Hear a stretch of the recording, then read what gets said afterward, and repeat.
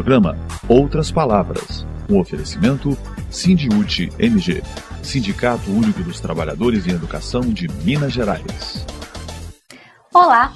Veja no programa de hoje, no bloco Educação em Debate, uma discussão sobre a educação e os 50 anos do golpe civil-militar. O entrevistado de hoje é o professor Luiz Soares Dulce, primeiro presidente da União dos Trabalhadores do Ensino, que deu origem ao Sindiúti. Ele foi também secretário-geral da Presidência da República do governo Lula. Acompanhe no quadro Choque de Realidade a situação precária da Escola Estadual Francisco Cândido Xavier, em Uberaba. Acompanhe agora a conversa da professora e coordenadora geral do Sindiúti, Beatriz Cerqueira, com o ex-ministro Luiz Dulce. Educação em Debate. No dia 17 de maio de 1979, trabalhadores em educação do Estado iniciaram uma greve que ficaria marcada na história do combate à ditadura civil-militar. Os educadores enfrentaram bombas de gás lacrimogênio, apanharam da polícia, lideranças foram presas e fizeram greve de fome. No momento em que se comemora os 50 anos do golpe civil-militar, vamos conhecer um pouco sobre o papel dos educadores na resistência à ditadura e o papel do movimento da categoria para a redemocratização do país.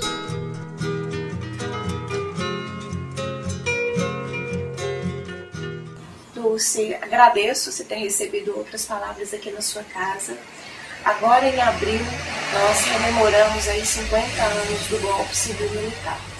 E uma questão que para a gente é muito importante rememorar essa história é entender como que a educação mineira, como que os trabalhadores em educação se comportaram e contribuíram para a resistência e para a derrota dessa ditadura. E nada melhor do que você para contar um pouco dessa história para a gente. E para começar, como que foi, como que você viu, conta para a gente esse período da resistência dos trabalhadores em educação a essa ditadura civil-militar. Bem, para mim é um prazer participar do programa, né? Acho uma ótima iniciativa do nosso sindicato. Bem, primeiro é preciso considerar que, por ocasião do golpe de 64, houve uma repressão grande contra professores em várias cidades de Minas. Professores progressistas, democratas, né? Que contribuíam já naquela época para a luta a favor das reformas de base, pelos direitos dos trabalhadores. Muitos foram demitidos, alguns foram presos. Né? Então, desde o início do regime militar, a nossa categoria sofreu algum tipo de repressão. Ao longo dos 19 anos de ditadura, uma coisa que precisa ser lembrada também é que muitos professores, na sua sala de aula, né, individualmente, sem grande repercussão, mas faziam um esforço para conscientizar os seus alunos da situação histórica que o Brasil vivia. Né? Não é fácil dar um exemplo concreto assim, mas eu me lembro, como professor, eu comecei já no início dos anos 70, né, de ouvir falar de professores que davam aula de história, de português, de geografia, com conteúdos democráticos, né, tentando criar uma consciência democrática nos seus alunos. E a partir do final da década de 1970, né, chamada década de 70, esse trabalho acabou adquirindo uma dimensão de luta sindical e luta política, luta democrática de maneira geral. Dulce, em maio de 79, 17 de maio, foi aí a primeira grande greve, ainda no período da ditadura. E em seguida, 1980, um novo movimento onde você e outros companheiros foram presos. Conta pra gente um pouquinho dessa história aí, essa grande movimentação de 79, que é a origem da UT, né? A prisão, e o que você passou na prisão, quanto tempo vocês ficaram presos? Esse movimento foi muito marcante na minha vida pessoal e acho que na vida coletiva, né, do magistério mineiro, então eu lembro, né, as coisas estão muito vivas na memória. Primeiro eu queria dizer que foi um movimento muito espontâneo em 79, porque não tinha nenhuma entidade apoiando o nosso movimento. Pelo contrário, as poucas entidades representativas, digamos assim, do magistério foram contrárias ao movimento. Então, quando fala assim, como é que as lideranças fizeram para criar um movimento, eu digo sempre que foi o contrário. Não foram as lideranças que criaram o movimento, foi o movimento que criou as lideranças. Porque nós fizemos uma primeira reunião com uns 10 professores, amigos, na Faculdade de Filosofia da UFMG, achando que íamos começar, quem sabe, um trabalho de convencimento, de persuasão, que levaria muito tempo, né? Mas já nessa primeira reunião resolvemos convocar uma reunião mais ampla, imaginando virão 30, 40 pessoas, nada. Vieram 200. Né? E a terceira já foi no Sindicato dos Bancários, o saudoso Arlindo Ramos, que nos cedeu o auditório dos sindicatos bancários e por isso foi cassado pela ditadura, perdeu o cargo de presidente do sindicato só por ter nos cedido o auditório para a gente fazer a nossa assembleia. E a partir daí foi uma bola de neve, porque nós não tínhamos estrutura nenhuma, não tínhamos recursos. Os estudantes secundaristas nos emprestaram uma sala da UMES, da entidade deles. Né? Depois que a greve começou, os jornalistas nos emprestaram uma sala também muito pequenininha na casa dos jornalistas, mas não precisava de estrutura, de aparato, de dinheiro, porque havia uma vontade, não só dos professores, também dos funcionários das escolas, né? Das faxineiras, das cantineiras, dos porteiros. Então nós acabamos tendo um movimento enorme, que atingiu mais de 500 cidades do Estado, falava-se na época de 200 mil trabalhadores, eu não sei, e no Estado inteiro, em todas as regiões, muito espontâneo e muito bonito também. As formas de luta refletiam a criatividade dos professores, especialmente das professoras, com músicas, com teatro, com trovas, com cartazes. Né? Não eram as formas clássicas do sindicalismo. As palavras de ordem também não eram as palavras de ordem clássicas do sindicalismo. Tudo começou, né, como uma luta em defesa da educação e das condições de trabalho dos educadores. Mas como nós estávamos na ditadura e o governo estadual, nomeado pela ditadura, teve uma conduta muito dura, muito intolerante, né, repressiva, jogou bombas de gás lacrimogêneo, jato d'água no professorado, acabou se tornando uma luta também contra o autoritarismo, contra o regime ditatorial. Né? Ela nunca deixou de ser uma luta em defesa da educação, mas acabou sendo também uma luta pela redemocratização do país. E esse movimento, você acha que quando ele foi tomando essa dimensão, teve o apoio da sociedade? Na época, os professores conseguiram conversar com o povo? Em que medida que teve um apoio também? Porque essa relação contribui para o debate político da cidade, no caso do Estado, e o questionamento da ordem estabelecida. Teve essa relação? Teve. Ou foi um movimento que ficou isolado? Não, pelo contrário. Teve um enorme apoio.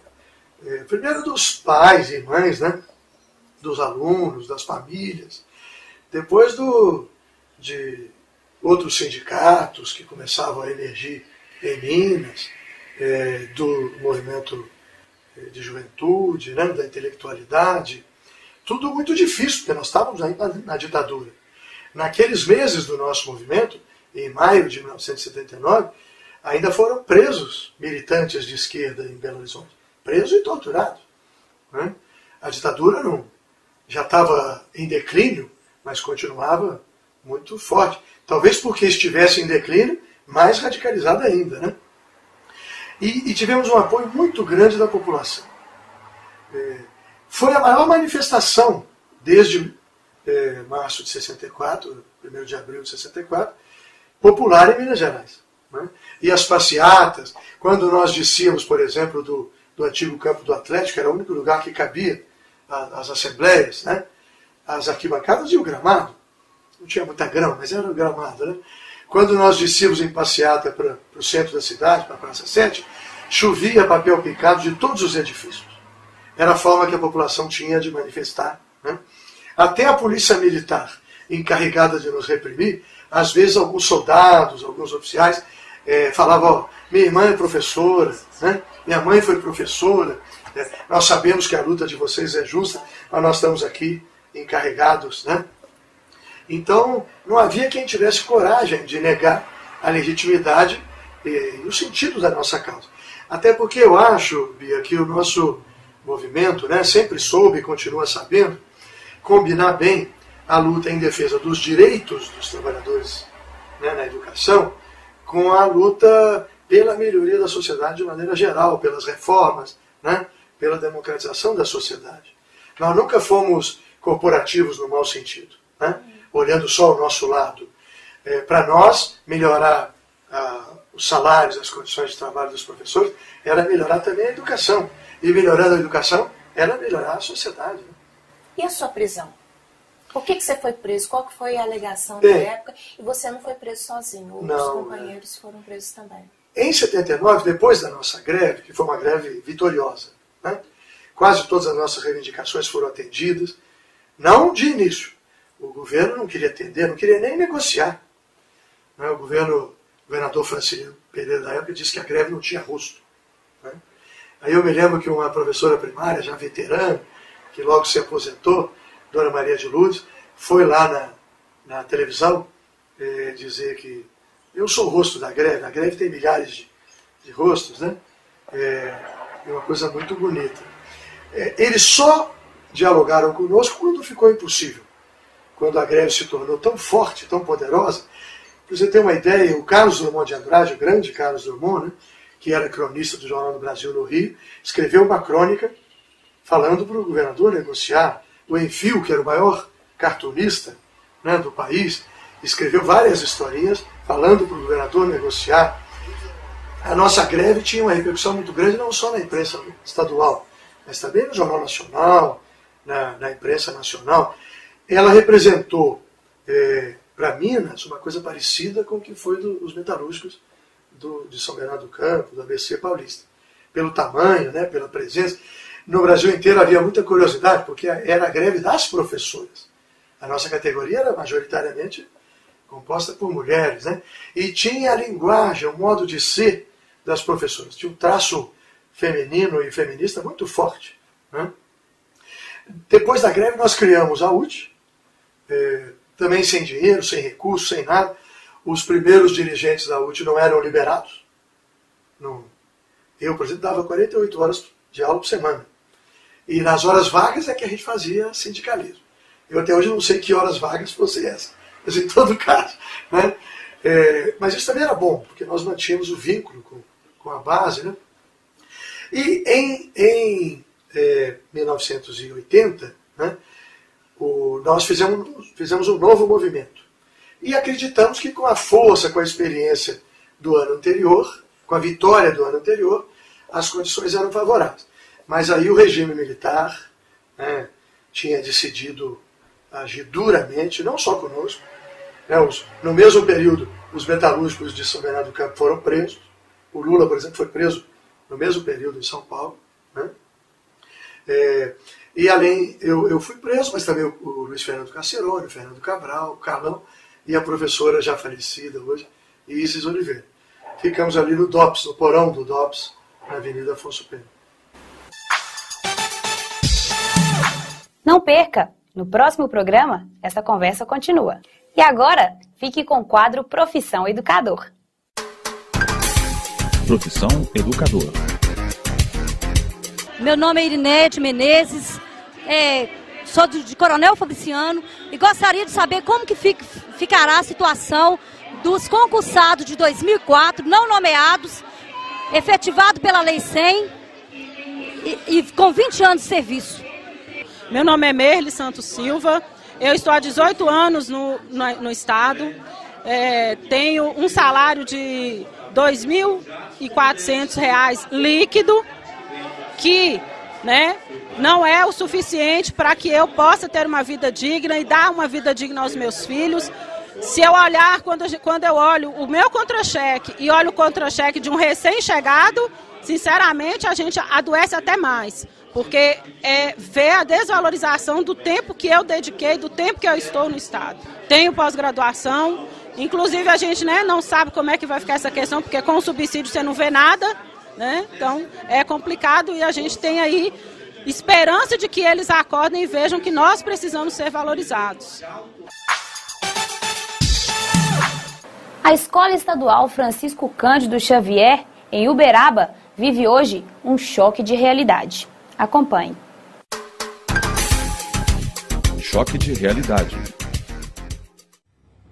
A Escola Estadual Francisco Cândido Xavier, em Uberaba, funciona no segundo andar de um prédio que fica ao lado de um posto de combustíveis. No primeiro andar do prédio, o movimento é intenso. Tem loja de conveniência, farmácia, casa de ração, moda, lotérica, enfim, um barulho constante e um cheiro forte de gasolina, que incomoda educadores e alunos. A sala dos professores e a biblioteca dividem o mesmo espaço e nesta escola também não existe refeitório, muito menos quadra de esporte. As aulas de educação física acontecem no pátio do posto de gasolina e o perigo é real, pois as crianças brincam muito perto dos caminhões. Na Escola Francisco Cândido Xavier, o que se vê é um verdadeiro choque de realidade. De Brasília, as notícias da CNTE. Momento CNTE.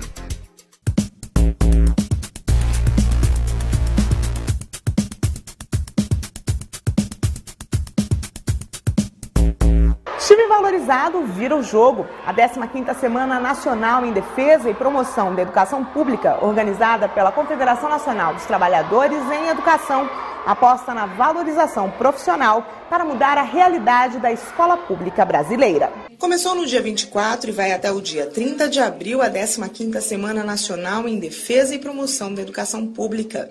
O objetivo é potencializar as discussões acerca dos principais temas da política educacional do Brasil. Esta edição tem como tema planos de educação como instrumentos da valorização profissional.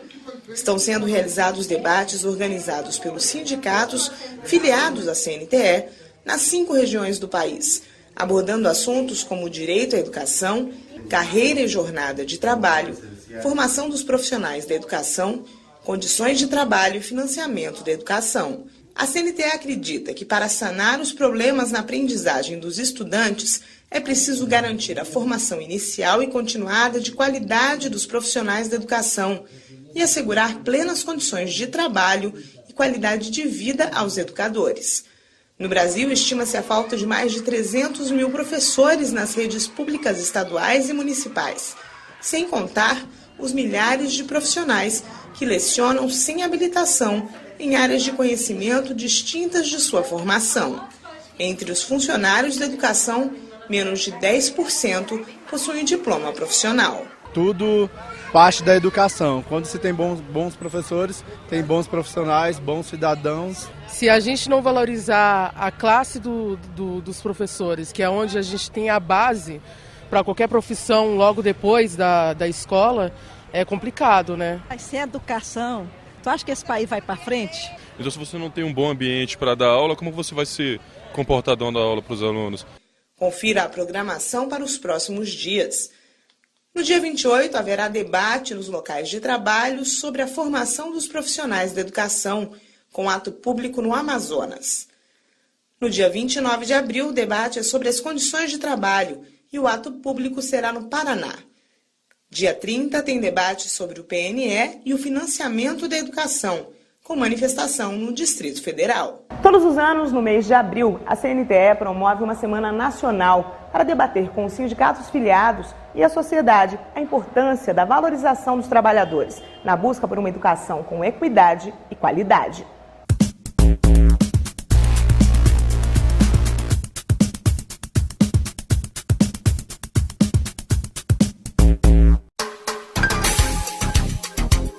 Calendário de lutas. Em Muriaé, dia 22 de abril, Assembleia Local da Rede Estadual. Em Ibirité, dia 24, Assembleia da Rede Municipal. E em Belo Horizonte, também no dia 24, houve o lançamento da 15ª Semana Nacional de Educação da CNTE.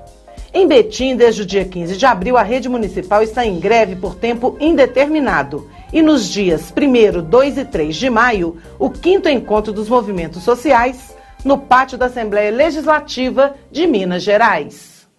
Tire suas dúvidas com o jurídico do Sindiúti. Tira dúvidas. Meu nome é Neuzete Fátima de Lima, sou professora aposentada. O Estado passou a descontar valores no meu contra-cheque, segundo ele, eram pagos indevidamente.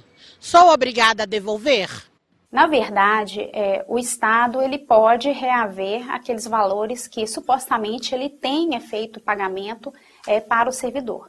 No entanto, de acordo com a decisão do STJ, os valores recebidos pelo servidor, né, mesmo que erroneamente, eles não são devidos à sua devolução, né, com base no princípio da boa-fé do servidor. O servidor que tenha recebido qualquer vantagem indevidamente em seus contra-cheques pode ajuizar a ação com base no princípio da boa-fé, e aí ele não terá que devolver essas parcelas que estão sendo descontadas em seus contra-cheques. O jornalista Aloísio Lopes conversa com o médico Bruno Pedralva sobre o 5º encontro dos movimentos sociais. Atualidade. Nosso convidado hoje, o Bruno Pedralva, é do Comitê Popular do Plebiscito. Eles realizam agora de 1º a 3 de maio o 5º Encontro Mineiro dos Movimentos Sociais.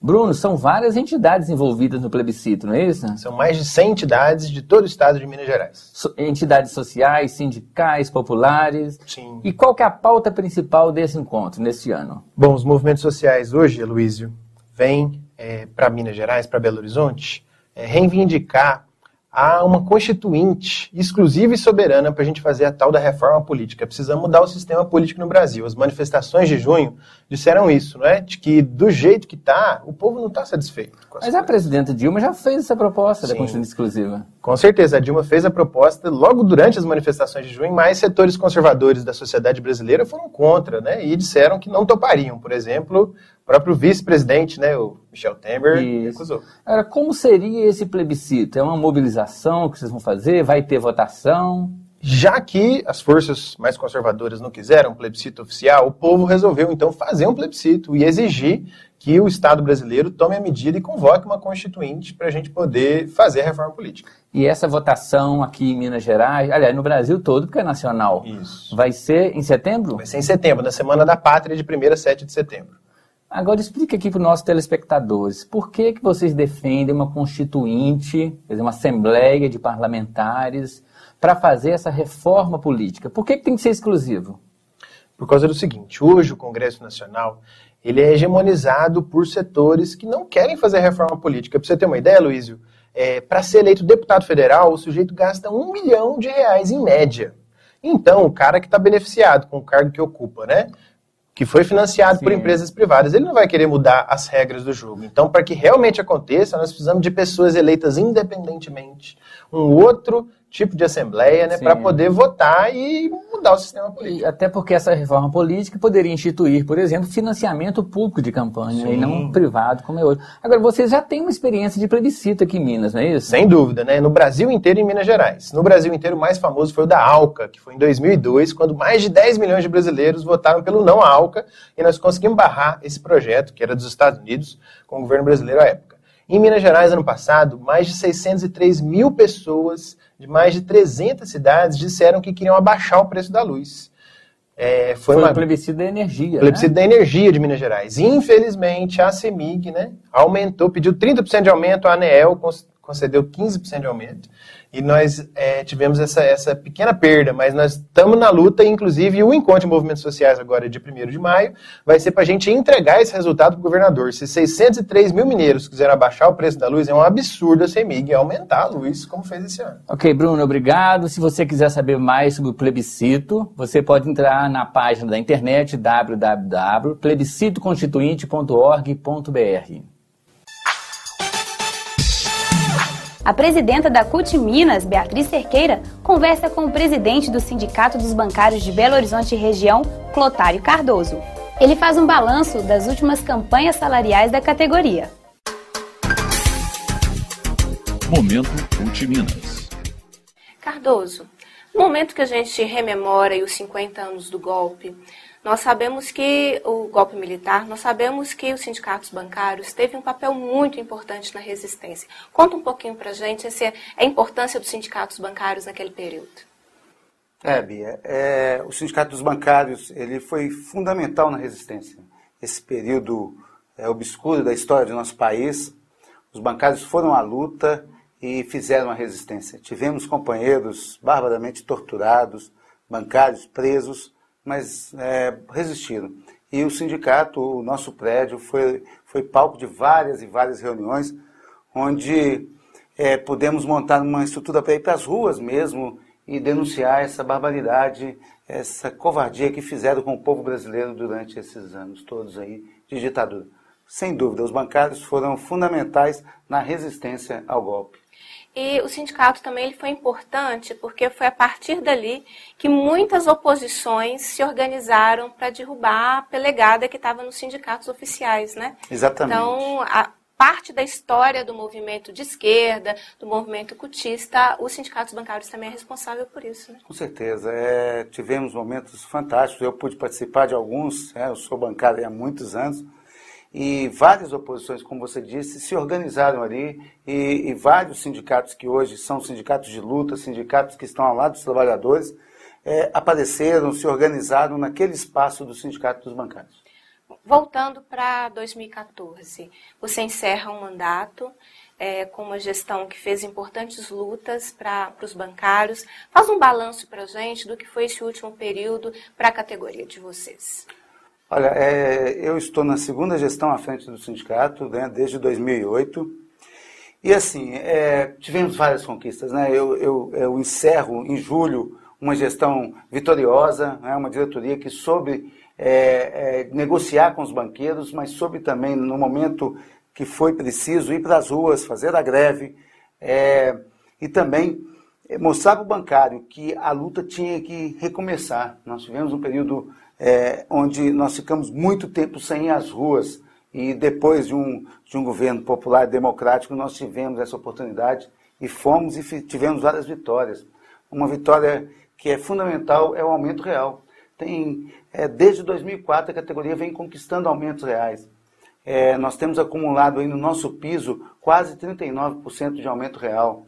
E fora do piso em torno de 18,3%. É muita coisa, são muitas conquistas, e eu tenho certeza que encerro essa gestão agora em julho de uma forma muito tranquila, e os bancários reconheceram isso. É isso que é importante para o sindicato, para a classe trabalhadora, para a CUT, para fortalecer ainda essa central que nos dá todo o amparo e todas as condições de fato fazer uma disputa bacana com os patrões, com os banqueiros. Uma conquista que vocês tiveram também importante é o Vale Cultura. Exatamente, Bia. O Vale Cultura foi, nessa campanha do ano passado, nós conquistamos, é fundamental. Né? O Vale Cultura, o valor ainda é um valor baixo, mas nós temos certeza que esse ano nós vamos lutar para que o Vale Cultura aumente esse valor.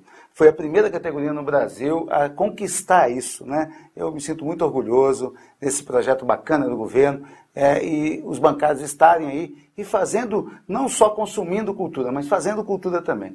Nós bancários temos essa qualidade, né, de também não só consumir, mas fazer cultura. Acho que é importante também registrar que a CUT é que tem um orgulho de ter um sindicato tão combativo como o de vocês. Parabéns pela gestão e sucesso para a próxima gestão que virá. Obrigado, Bia. É um prazer estar aqui com vocês. Valeu, muito obrigado mesmo. E para terminar, fique com o humor de Rômulo Garcias.